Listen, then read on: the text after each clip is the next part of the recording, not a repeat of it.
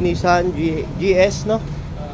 QG30. Na problema po nito, tumatakbo. Parang tumatakbo ka, bigla na lang nag-check engine. Parang pagbukas mo kahapon, parang naramdaman mo palyado. Oo. Yun, lumabas yung check engine, ayaw maalis. Ayaw maalis.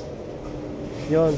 Pero nung in-scan ho natin, pero matatakbo naman niya eh. Kaso lang, kung CKP sensor din kasi ang may problema, hindi to aandar. Pero meron kasi siyang ignition signal primary na error.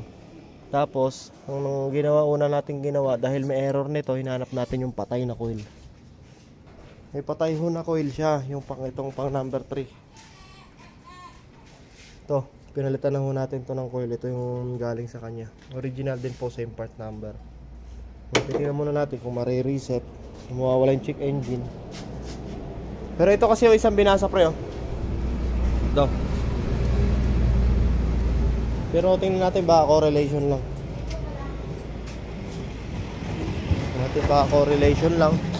Reset muna natin, tingnan natin kung mawawala. Pero tatlo kasi binasa sa kanya.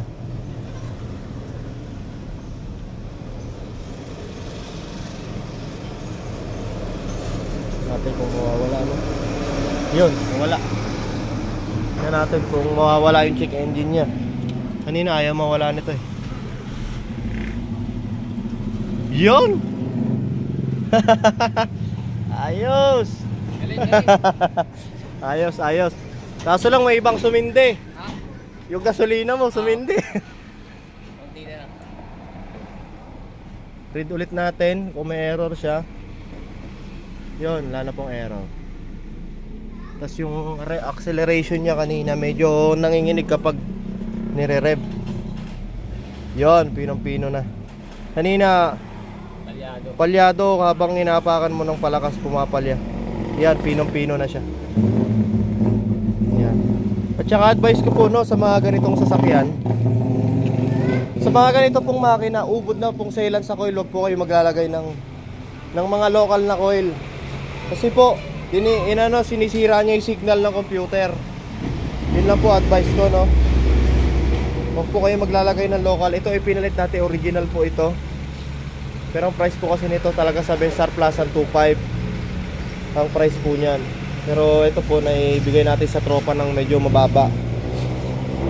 May stock pa po tayo niyan, may mga coil pa tayo ron. Pero okay na to. Ikot mo muna pre.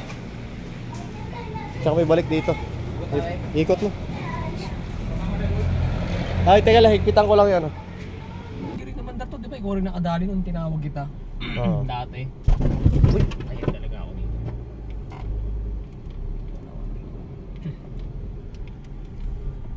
Natin kung mag-check dito. Pero hindi ito mababasahan natin habang tinatakbo.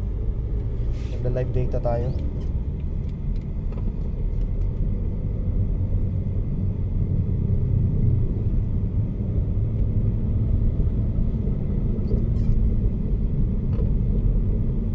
Yung jeep mo, anong balita sa jeep mo? Okay naman.